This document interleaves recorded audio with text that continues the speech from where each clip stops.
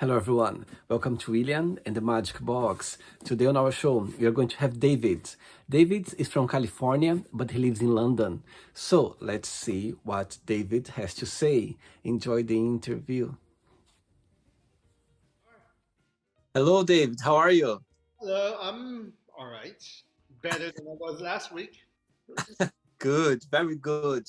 So, how's your day been so far? Yeah, pretty good, pretty good. I'm actually not in London right now, where I live. I'm in Manchester, so I'm in my friend's place. I see. And why? You just went for the weekend, just for some time off, or? No, I'm here to do a bit of work. So I'm teaching some yoga classes here in Manchester, and I was here for another gig. So while I was here, I was like, well, I'll cover his classes for him. So yeah, I'm Oh, here for the rest. I'm here till Thursday. thanks so much for taking the time for the interview. Thank you. I really appreciate. So, Dave, tell me where you're from. Originally, I am from the States, from California, so that's where I was born and raised, outside of San Francisco in Oakland. Lived there for most of my life till I was about 20, and then I moved to New York, went to uni there, lived there for about 6, 7 years, and then I've been in London since 2008. Wow. Yeah. And why the move from America to London? I mean, at the time, it was out of curiosity. I was in my 20s. I had a job offer. And at the time, I never lived abroad before, never really traveled abroad very much. Growing up, like in my family, we'll probably get to it, but my parents are immigrants. They're refugees from Vietnam. So, traveling was like a luxury. And then I grew up in the states and in California as well. So it's a really big country, really big state. So for us, anytime we travel, it was going from Northern California to Southern California to see my parents' family. And so I never really traveled very much growing up. And then I became an adult in my 20s and had a job offer uh, across the Atlantic in another country. I thought, well, why not? I think at the time I've only left the country probably 3 times before, and I was probably like what 23, 24 at the time, and so I wasn't very well traveled. And so I thought, actually, funny story is that night I got stoned as well, and I like in my mind while I was stoned, I was like, you know what? You should do this. This is like a great opportunity for you. And I sort of wrote myself a note on a post-it and stuck on my passport, which was pretty empty at the time. I was like, you're taking this job and moving to London. So Wow. and then after that, now I'm a British citizen. I've been living in the UK since 2008. But those decisions when you make when you're like a bit younger and like kind of spontaneous, sort of paid off. I thought I'd live there for a couple of years and go back to the States, but I sort of found a home there in the UK, in London, and and I call it home now. I feel, when I go back to the States, like it doesn't feel like home to me. It's where I grew up. But yeah, home's London for me.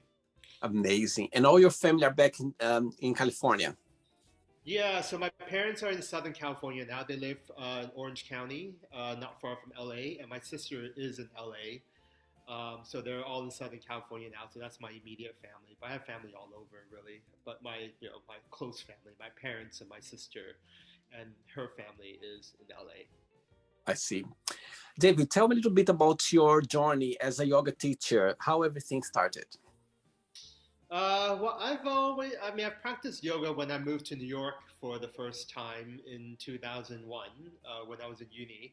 And I practiced, that's my first experience with yoga. And I wouldn't say I was a regular practitioner. And, you know, I say this a lot. Yoga's always there. Everyone's done it at some point in their life, either going to class with a friend or you're on holiday or you do something on YouTube. And so I didn't really practice regularly until probably about 10 years ago.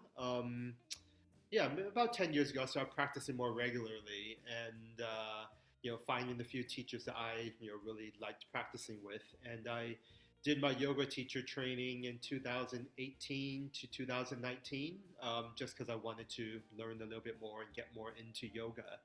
And that's what most teachers do, actually. I don't think very many people think, you know what, I'm going to go be a yoga teacher. That doesn't happen. Well, some people do, but mostly like we go do teacher training because we want to learn more, and then through the training I realized actually I really love the practice and I want to share this with people, my friends, my family, people around me.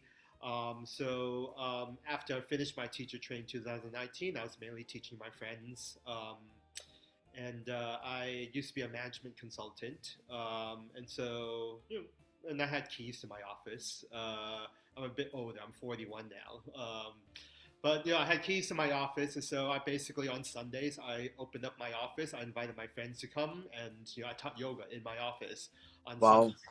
And that's late 2019, and then 2020 came. I don't really know, but there was this pandemic that happened, and yeah, that's sort of when I dove into becoming a full-time yoga teacher. I realized I didn't want to sit. When the pandemic came, I thought, actually, here's a chance for me to.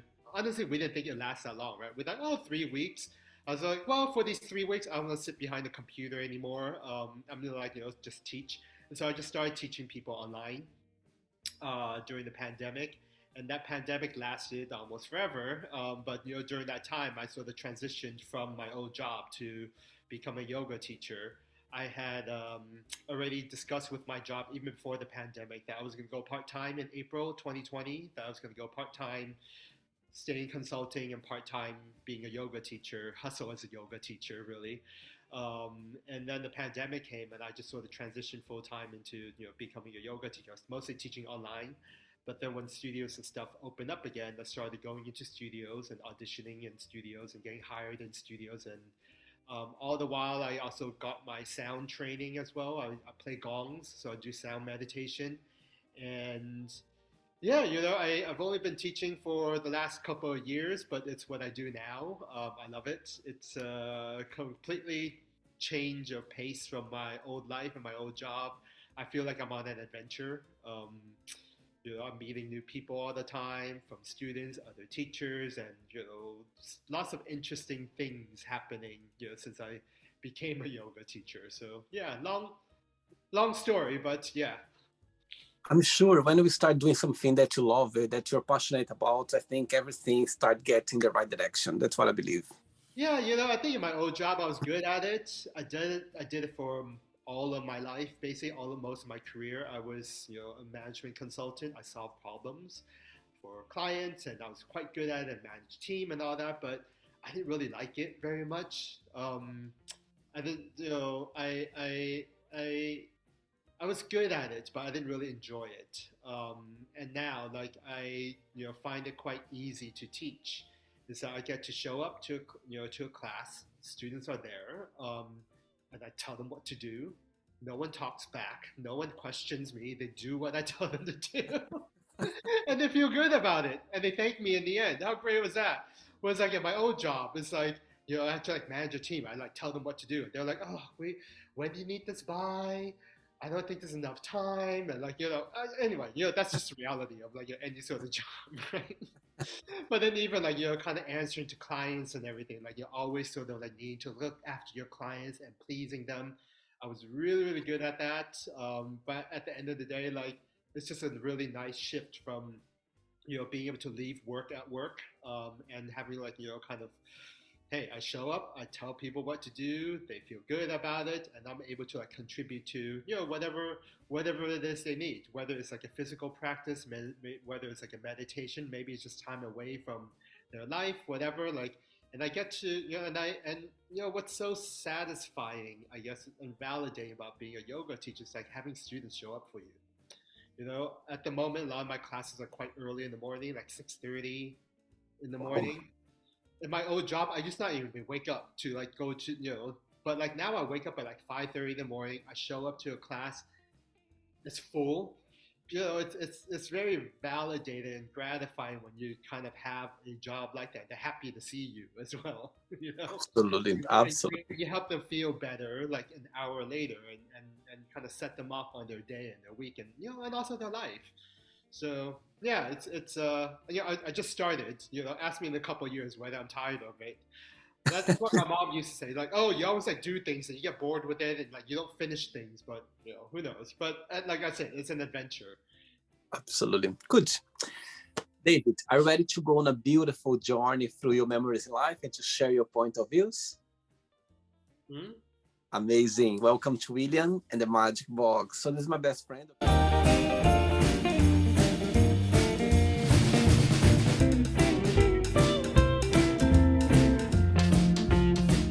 Full of wonderful questions. I'm just gonna play a song now just for us to move a little bit before the first question. Let's do it. Hey David, during the journey, if there is a question that you don't want to talk about for some reason, you don't want to answer, always can change, okay? It's all very friendly, okay? Yeah. First question for you is, what is your favorite weekend activity? Ooh, my favorite weekend activity. I mean, gonna go back to like teaching, but at the moment I teach on Saturdays, and so I don't really have Saturdays like a work day for me. And when I don't teach, like I don't like talking to people at all because like it's so energy. It's quite energetic type of work. You're kind of absorbing people's energy and you're giving away energy as well. So like on my days off and on the weekend, like Sunday's actually my one day off where I don't work at all. Like I just stay at home. I don't talk to anyone at all, and I like take a lot of baths, and I just go to recharge. But that's like my favorite sort of weekend activity now. But like before that, my old life is like just socializing, hanging out with people, doing brunch.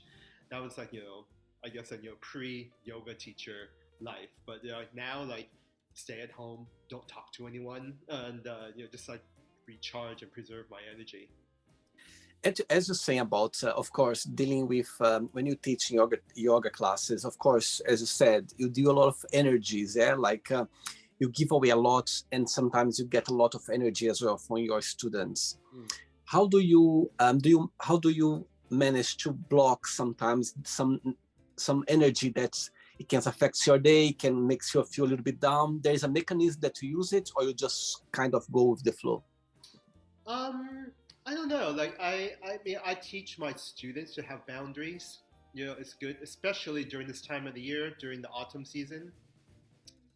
If you follow like traditional Chinese medicine, there are seasons and then the sort of emotions and things that correspond with each of the season. That's sort of like the Eastern way of sort of thinking about medicine and philosophy. And during the autumn season, like it's about downtime and kind of withdrawing. And the autumn season is good for like kind of practicing boundaries, where you kind of keep the outside world out and inside world in. And so I teach that to my students. Do I practice it? Not so much sometimes. I'm a quite generous person. I give a lot, and so I give a lot. But at the same time, it's sort of I have it in my mind as well.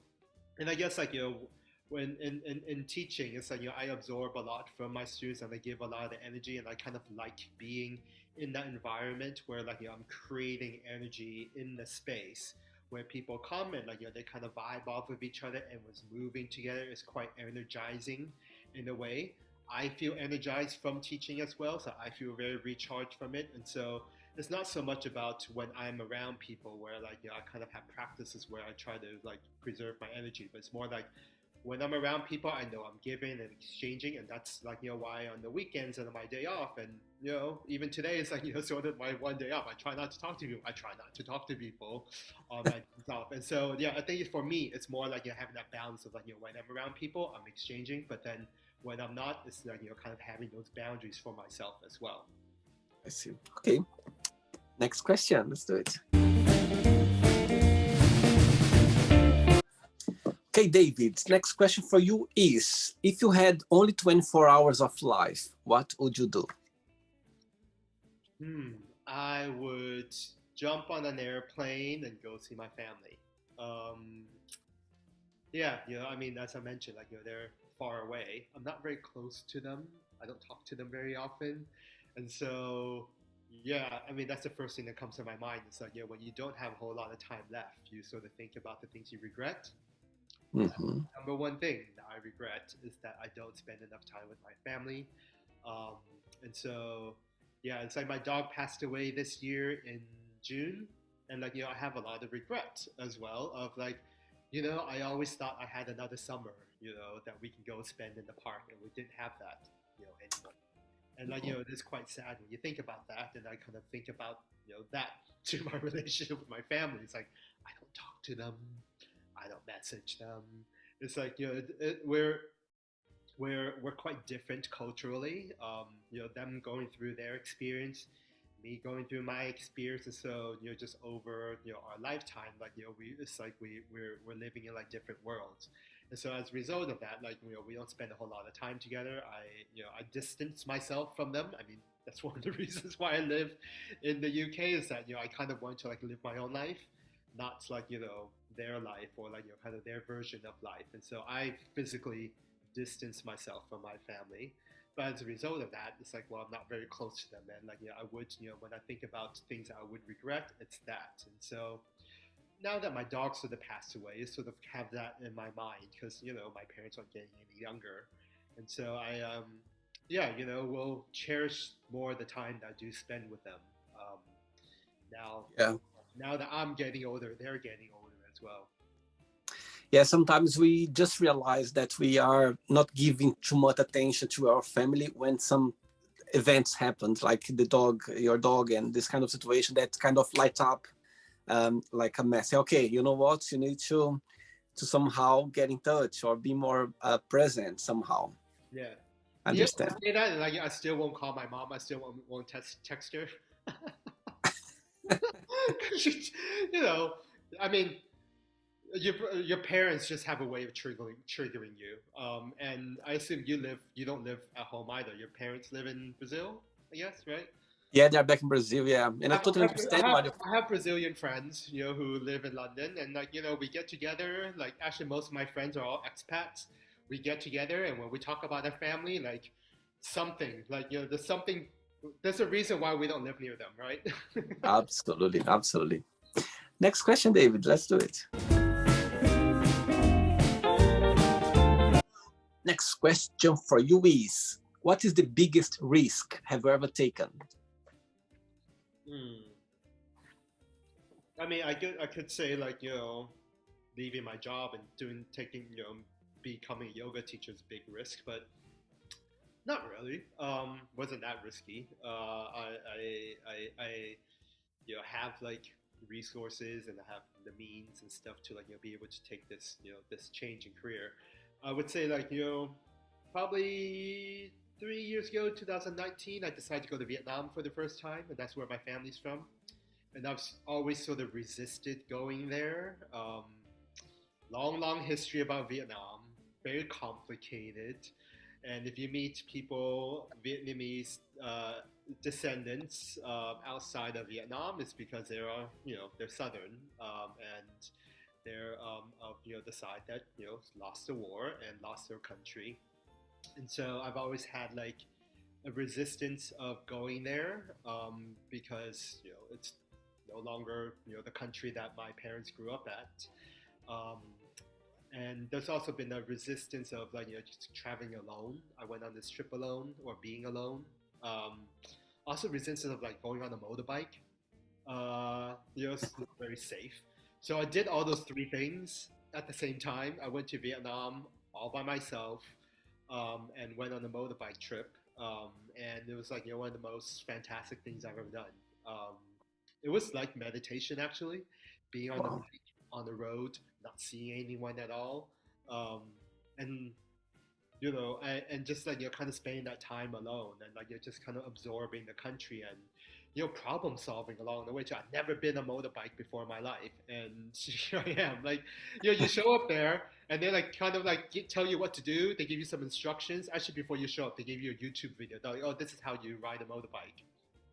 And then you show Wow. up there, and they're kind of like, so they're like, okay, do you want to take it? I'm like, I guess so. And then yeah, I just kind of took it, and I just went with it. So yeah, risky wise, yeah, I would say like that's a big risk. And but like it was one of the best things I ever done, and I like want to do that. Would love to do that again. I think I sort of taught myself that like you know I'm quite good at looking after myself and being quick on my feet. And through that experience, that's what I learned. Like actually, like I maybe actually doing that experience allowed me to like take other risks, like be okay with not having an answer Hmm. sometimes. So Yeah. now, like in my career, I don't really have an answer about where this is going and what my goals are and all that. Um, it's like, hey, I'm on an adventure. Let's just do it. I'm very good at looking after myself and problem solving and figuring out what today's going to look like, what the next 3 months is going to look like, and I decide like actually that's how I'm going to like continue living my life is like just kind of taking things like a little bit at a time and not plan so far ahead because otherwise like you never do anything. And when you arrived in Vietnam, what was the biggest first impression that you always gonna remember about the country? That it felt really familiar, even though I'd never been there before. It's like, oh, this is like my culture. These are my people. Gestures, how people move their hands and talk and all that. It's like, it's like, oh, this is like where my family's from. This is where my roots are. And I speak pretty okay Vietnamese. I don't look Vietnamese, so people there don't even think I'm Vietnamese, so I can like get by with them thinking I'm a foreigner. And then I would like speak Vietnamese, and it's just people's minds are blown. And so like I'm able to just kind of use it whenever I needed to. But yeah, the thing that really stuck out with me is like the culture just felt really familiar, even though I'd never been there before.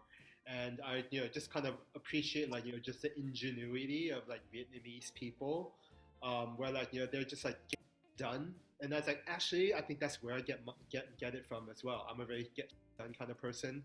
Um, very good. I'm a great problem solver, and when you kind of look at the country, it's like people just like done. They move on.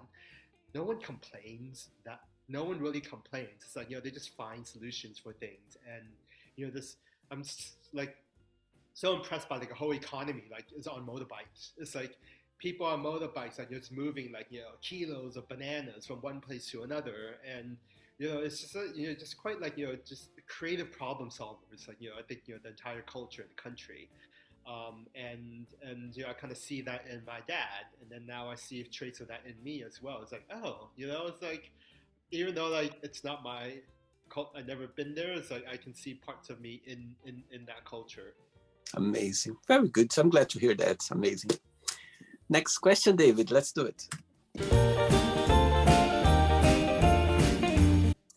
Before the next question, tell me a little bit about your sound artist or sound you called sound bath journey. Yeah, so I think it was probably 5 years ago when I attended my first sound bath, and I remember my friend had invited me to attend a gong bath at the yoga studio where we practice, and I was like, I don't do that, soft stuff. I like practice hardcore yoga. I'm a dude. Um, but then I ended up going to one a couple of weeks later because I was just a bit curious about it. And yeah, it's like if you never attended a sound bath before, like basically it's called sound bath because the sound waves just sort of washes over you, and that's why it's called a sound bath. And the ones that I attended were with gongs, and I never really found I always found meditation quite difficult because like I'm always thinking in my mind, and so what I liked about the sound bath is that if you have any thoughts, the sound just sort of blasts any thoughts out of your mind, and then it sort of entrains your brain, and like you kind of feel like you are meditating. It's basically like a cheat sheet, a way to like meditate quite easily. And so during the pandemic, like no one was really sleeping very well. I remember waking up like 2, 3 o'clock every morning, and like my mind was just like racing about thinking about things, because I was leaving my job, I was trying to start something, and I was like blah blah, blah like all this like energy and stuff going on in my mind, and I just like thought, oh, I remember the one thing that like quiet down the thoughts were sound, and so I went online, did a bit of Googling, and looked up my sound teacher. His name's Leo, and saw that he was doing a sound training. And so I just kind of popped in my email address to learn more. And that led to a phone call with him. And I had a phone call. And then, like, in the phone call, I just kind of talked a bit about the course. And he invited me to join. And I thought, why not? I'm a yoga teacher now. And I can like maybe take a gong with me in the end and doing the savasana or whatnot, and it sort of opened a whole new world for me. So I trained throughout the entire lockdown actually. So our course like got extended and delayed because of opening and closing. So I think I finished training around 2022. I mean, it took like almost like a year and a half. Wow. Um, but now, like I that's what people know me for. I got hired a lot of yoga students because they were initially first looking for sound practitioners, and um, I got invited to do sound at festivals. Um, Actually, another friend who I'm staying out with right now, like we also like collaborate a lot on doing kind of events and workshops and retreats together based on sound and yoga. And so yeah, sort of something that, like I said, like I was on this adventure. I sort of just kind of lean into things that I find interesting, and then it's like, oh, it's open new doors, and it's what I do, and it's yeah, it's even though I've only been doing these things for not very long, it's I'm pretty good at it. And I've never been musically inclined. I didn't play any instruments or anything at all, but I love playing the gongs. I find it's very intuitive playing, and it's sort of it's a giving practice as well. If you're a sound facilitator, what you do is you're putting sound and vibrations out there into the world, and people receive it. Some people receive it well, some people don't. But it's really taught me a lot more about like myself and what I do and my contribution in my work as well. It's like, hey, you know what, not everyone's going to you're not going to resonate with everyone, not everyone's going to connect with you, but it's okay. You just kind of put stuff out there. And I mentioned like me being generous, right? I just put stuff out there, and that's what I do with sound, that's what I do with my teaching. And been pretty lucky so far that it is latching on to people, like it is resonating with people. Amazing. I was checking your profile a little bit, and I was watching one of your videos when you are playing the gongo. Say, gongos feels like going on a date. So you're kind of playing a little bit like the sounds, and it was amazing to hear it, to listen to it, and I literally felt like close my eyes, just listen to this melody. What was very interesting, It very good. is. I mean, like we sound practitioners sound like hippies who live in the forest, but like our gongs have like personalities, like they sound different, and like you work with them as well. It's not like playing a piano where you're like trying to hit a note. It's like the way I describe it is like mining for sound. Like when you're mining for gold, it's like you're looking for sound. So like you just kind of play it, and then you just kind of like work with it and see where it leads you and takes you. Um, and yeah, so like you said, it is kind of like going on a date. You're in this relationship with your gong. You're putting your energy into it, and it's reflecting back at you. And so I think that's what I love about the practice and facilitating is that yeah, it's me giving, and I don't have to talk. I don't like talking very much. It doesn't seem like it when I'm talking to you right now, but I actually don't like talking very much. So it's a way of me to communicate as well. Like put my feelings into the things, and the things kind of reflect back. And hey, maybe it's how people receive it, maybe not. But it's interesting, where like Very interesting. there have been moments where like I kind of felt kind of down and sad, and that's what I put into it. And that's the energy that's sort of reflected out to people attending the session as well. They're like, oh, we kind of like felt a certain way, maybe the same intention I sort of put into it. So it's all fascinating. It's really fascinating and interesting, all this stuff. It is for sure. Next question for you is, when have you been the most happy? Ooh, I would say when I'm around my friends. I have a lot of friends. Too many friends. Right? It's like my friends just kind of like stop making friends. It's like it seems like I have new best friends all the time. But I am most happy when I'm around my friends. And I can think of like a group of friends in particular, like my business school friends, for example. Like we all I did the MBA 2010 to 2012, and it was almost like going back to high school again, but with money, because we all like had jobs and before, so like we have a bit of money, but like now we have like time, so we have time and money, and so like we went on a lot of trips together, we party a lot together, but like behaved very immaturely together as well. And so it was quite like a formative experience, like in your late 20s and early 30s, like being like being an immature teenager again. But then when I'm around these friends, it's like there's such like so much love, that you feel when I'm around them, even though we've all kind of moved in different places and then in our lives. Like a lot of my friends have family now with children and they're quite high powered jobs. I'm like the single guy who's like a yoga teacher, but we all have like so much love and respect for each other. And when we get together, it's like being being together again, and that's and I guess as I mentioned, because I'm not so close to my family, like my friends are my family, and I have like different pockets of friends. I have my business school friends, and now I have my Manchester friends who I hang out with all the time. It's like my other friends like, "Are you moving to Manchester?" I'm like, "I don't know. I don't think so. I'm not moving to Manchester, but like again, I'm here all the time and hanging around them and doing other things, and yeah, I think that's a nice thing about friendships. Like it's a they're the families that you create, right? They're the family that you make. Absolutely. 3 questions left for you, David. Let's do it. Next question for you is, when was the last time that you cried and why? Oh yeah, it was what day is it today? Sunday, Saturday, right? So Thursday when I had COVID, so I had COVID last week. Second time I had it, um, and yeah, I cried because like I was not because I was feeling bad, but like having been stuck at home again, and like my house was a mess. It was like it was like a big mess, not because of COVID, but then like I was quite stressed and busy the week before as well, which I told you about. Um, Mm-hmm. and so my house was like a total mess. I was thinking about like cleaning the house, and I just felt so lonely.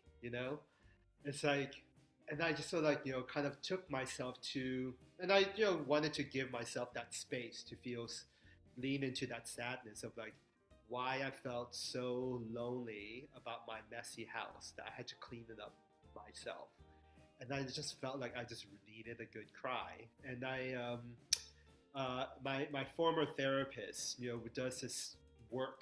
It's called parts, where like you have different parts of yourself, and she's always trying to get me to like sit with those parts that are a bit vulnerable that I don't sit with enough, because I'm always like I don't like it because it doesn't feel good, so I would just throw myself into like a happy place or throw myself into work, whatever, find that sort of project. And so I saw there's a part in me when I was thinking about cleaning my house that I was just feeling really overwhelmed and sad and lonely. And I was like, you know what? I'm gonna like sit with that part a little bit more and just let and yeah, just let that part cry and feel him. It was like it was basically a very lonely little boy who like just sort of felt like, wow, I have like so much to do and I'm all alone, and and it's quite overwhelming and daunting for me. And I let him cry, and it felt really really good. Wow. And then after that, I thought, okay, now the adult me needs to come in because this house needs to be cleaned. And this is part of the work is that like and it's like I need to let myself know like, hey, you're not alone. I'm here. I'm here. The adult part of me is here. Yeah, yeah. Yeah, I think crying sometimes is a good way of express yourself and relieving yourself as well. Because, as you said, you take too much on. You always on the go. Always something happening is always there, but sometimes you don't realize how powerful it can be, and you just need to get yourself, as you said, as a little boy and crying. Yeah, I love to cry. Yeah, And I think growing up, in my teens, 20s, like I didn't cry very much. It hmm, took me a long time to like to get into a place where like I feel comfortable with like having emotions, sadness, and very good. now I'm in my 40s. Like I lean into it. Um, I seek out like I watch like TV shows that like get purposely written to like tug at you to make you cry, because like I just want to feel those emotions. Um, and also like with losing my dog as well, it's like it was really really sad, Absolutely. and I still feel it sometimes too. I was saying the other time I cried before was like a couple of weeks ago when I was thinking about my dog and how like sad I was at the time like losing him. And Absolutely. yeah, and I teach that all the time too with my students, that and especially this time of the year, autumn season, Yeah, for sadness, it's about death. You know, that's the reality. Like things die, people die, animals die, trees die, and it's sort of a part of life. And that's where grief, and that's why we need to grieve and kind of process like that in us versus like just putting it aside, because that ab- it all comes back. And absolutely. we need to we need to handle the and we need to like face this grief. Otherwise, like you know you just kind of become avoidant. Absolutely. Two questions left for you, David. Let's do it. Okay, David from the UK. Next question is, what is the scary thing that happened to you? Yeah, I think when you think when people when I think like fear sort of comes a lot from like the unknown. When Mm-hmm. you don't know something, you sort of that's where fear comes in. But like I've always been like pretty curious person, and like I like challenges, and so yeah, I'm not afraid of very many things. And yeah, I think scary things would be like kind of loss, like losing people. That I think that's pretty scary. Um, but even at that, like I've after coming back to losing my dog. After losing my dog, it's like, you know what? It's okay. I'm okay. We're all okay. It was the thought of like being alone again was maybe quite scary, but actually like now it's like, well, I see the bright side of things as well, and realize that it's not it's yeah, it was really sad, but it's not devastating either. And like I don't think very many things would devastate me. Absolutely. Very good. Ready for the last question? Yep. Let's do it. Last one.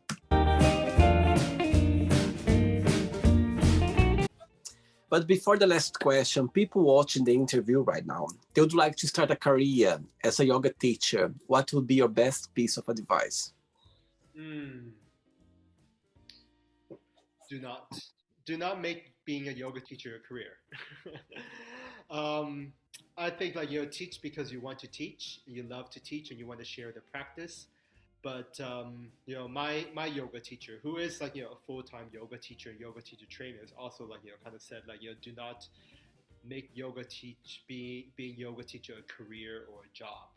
I think it's more of like a calling, a bit of a vocation perhaps, that like you feel the desire to give, and you feel the desire to share what you do. Um, because I think like when you try to make a career out of it, you kind of lose a bit the authenticity and the genuineness of it. I don't like the idea that yoga is an industry. Um, if you think about yoga, like it doesn't belong to me, it doesn't belong to you. But yet, like we here in the West have like kind of taken it and appropriated and turned it into an industry. But again, I'm part of that industry now. A lot of teachers are part of that industry. Like there's an industry. There's a good and bad thing about good and positive and negative things about there being an industry. Like the positive things, like hey, like it's kind of brought this practice to very many people. But like I don't like the idea that like yoga is also seen as a product. Because like it is at the end it's a meditation, it's a practice, it's a teaching, and for people who like kind of think like, hey, I'm gonna become a career yoga teacher, I would say like just kind of like have a think about it, meditate on it, think about like what's your intention, like why you want to do it. um, it's not for the money. You don't really do it for the money, but if you're good enough yoga teacher, yeah, money and all that stuff will come to you, but it's not one of those jobs or those careers where you know I don't think there are very many people that you kind of go into and thinking like that's the job I want to do. Like we fall into it, because we love it. We love teaching, and that's what I love about doing what I do. It's like meeting other teachers. It's like there's like sort of an understanding about like, hey, like you teach, I teach, and like then there's the reason why we teach. And when I connect with other teachers as well, um, when other teachers get together, like there's like this really great vibe sometimes when like when you don't think about it as a job, but you think about it as this thing that we do for other people, and and it's really it's magical. It's very special, and I think yeah, I would say that yeah, that's what I say. And I say talk to other yoga teachers, like just talk to other yoga teachers, hang around other yoga teachers. They're wonderful people. Amazing. Right. Last question for you is, what is the happiest day in your life so far, and why you consider that? Happiest day of my life. Wow. Actually, I would say like it was at this festival I went to. It was last year. It was the first time I had ever gone to a festival in my life. So, how old was I at the time? Now I was probably like what 40 at the time. Yeah, I was 40 at the time, and people here in the UK like have been going to festivals when they're like what in their 20s, and so I went to this festival to teach, to do sound, actually to play the gongs, and I didn't really know what to expect. But when I first got there, I felt quite uncomfortable. I thought, what did I get myself into? Like it's just full of like 20-something-year-old kids, like. But it's just like just kind of being in this environment. Like I don't like being out of my house, but like just kind of being in this strange environment that I've never experienced before. And I was supposed to go with a friend of mine. She ended up like coming the day after because she was trying to not come as well because she's like, this is not my vibe, this is not my scene, this is my crowd. What are we doing? And it's like right in the woods. And then I made friends there. I met. Yeah, some of these guys, these yoga teachers, these other yoga teachers, and like we just like really just vibe together. Like at that time, like I remember I was kind of, oh hey, I'm David. Like we know each other because I just started at the studio teaching there, and I had never met them before, but because they teach at this place at another, but we just kind of know of each other. I'm like, it just kind of started, and they're like, oh, we're hanging over there, like just come by and say hi. Some if you we want to hang out, and like I was kind of there alone, and so like later on in the day, I just kind of went up and kind of chatted, and also we just kind of became like best friends. We had like really nice little group, little crowd, and I just sort of felt like I had so much fun. I felt so much love already from these people I just met, and then I that night I sort of went to bed like this like you know that little boy that I kind of mentioned earlier, and then also like these kind of parts of me, the introvert, the kind of shy bit, the lonely guy. Like I was like, hey, like you're all right. Like you have this adult to look after you. Like I know how to make friends. Really, I'm quite I know how to like kind of connect with people, and I felt like so happy and joyful like during that day, but then also the subsequent days of the festival where like kind of like really connected with people who I just met, and I just really felt a really great vibe from them, and yeah, like we just had a lot of fun, and now like we're still friends today, and we do work together, we teach together, we do workshops, and they're like sort of my people, and yeah, it's just like such a like kind of like a magical experience when you just like really meet people that you connect with, that you vibe, that it's like me being a sound guy again. Like just we're all vibrating at the end of the day, and like when you're like kind of at the same frequency with certain people, it's magical. Absolutely. Right, so then let's play now the word association game, okay? I'm going to give away some words. Just tell me one word that comes to your mind. Quick thinking, okay? So, I hope you are enjoying the interview. Before we do the word association game, don't forget to give a like, don't forget to share this video, and also don't forget to subscribe to our channel. Just click on the button right there. Thank you so much and enjoy the word association game. One word for family. Love. Money. Resources. One word for love. Um, Unconditional. Sex.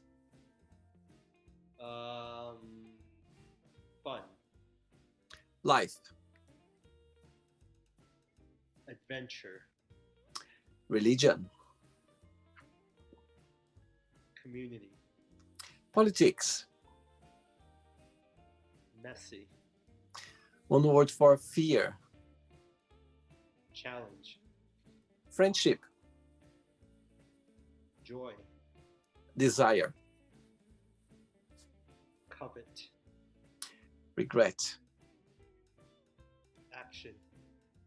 How about success? Undefinable. Wish.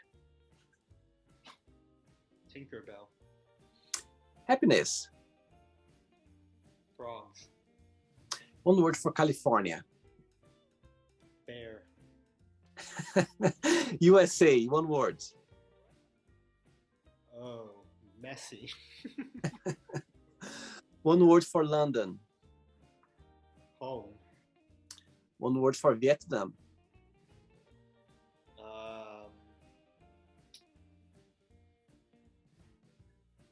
Scrappy. One word for sound bath. Relaxation. And the last one now, yoga teacher. One word. Respect. Amazing. Let's pretend I'm going to meet your best friend for a coffee, and I'm going to ask your best friend, define David in one positive word and one negative word only. What your best friend would say. One positive word? And one negative word. Positive word, generous. Okay. Negative,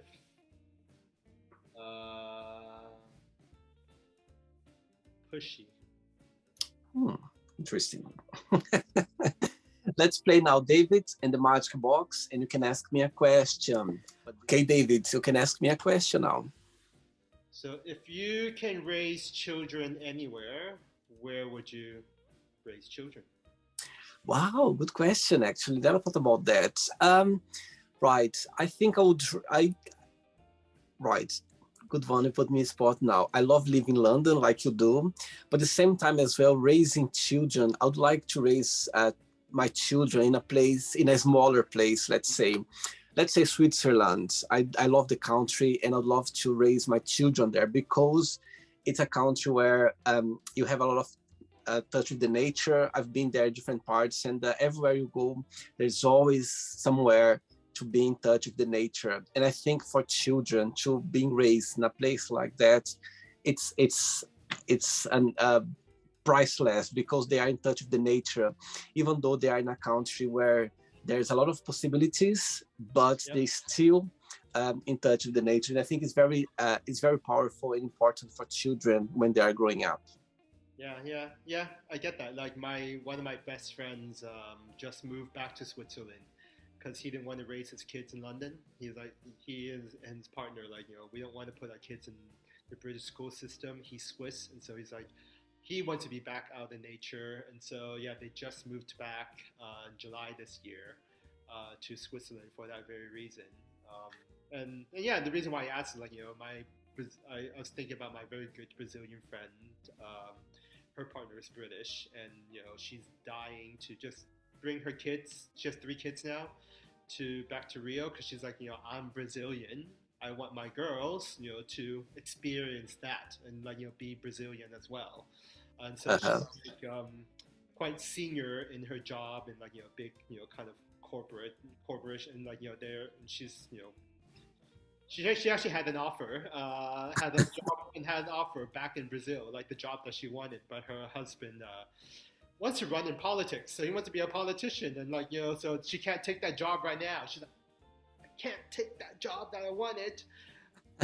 Otherwise, I would be in Rio right now, but they have to wait a bit longer. But yeah, they're probably going to Brazil briefly as well, but not forever. But yeah, very good. David, did you enjoy the interview? Yes, it was great. Thanks so much for taking the time. I know how important for you is to have your day off of just being quiet on yourself, and you took the challenge and you took the chance and you give the opportunity as well. Thank you so much for taking the time. I appreciate. But before you go, if you can share a positive message, something that you live by. Yeah, don't should on yourself, and don't let other people should on you either. Good point. Thanks so much for the interview. It was a pleasure, and keep in touch, okay? It was a pleasure to have you in the show. Great. Take care, Dave. Bye-bye. Bye. So, did you like the show? Don't forget to give a like, share it, and also don't forget to subscribe to the channel. And if you'd like to be part of the show as well, first, subscribe to our channel, and after that, just go to our website, www.williamandthemagicbox.com, and send us a request saying why would you like to be part of the show. And I see you there. Bye-bye. See you next time.